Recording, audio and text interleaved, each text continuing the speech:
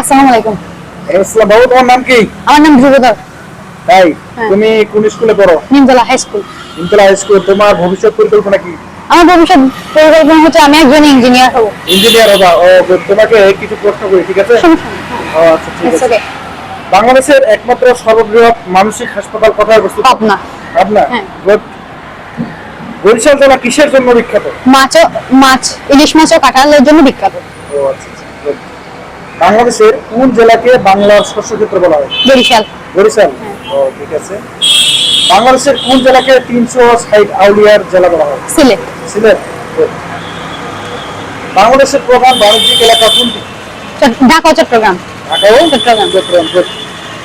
বাংলাদেশের প্রধান বাণিজ্যিক রাজধানী কোথায় অবস্থিত? যেটি অবস্থিত চট্টগ্রামে। চট্টগ্রাম। Good. তোমার প্রত্যেকটা উত্তর সঠিক হয়েছে, তোমার জন্য অবশ্যই শুভকামনা থাকবে। আর একটা বিষয় হচ্ছে যে ভালোভাবে লেখাপড়া করবে, ঠিক আছে?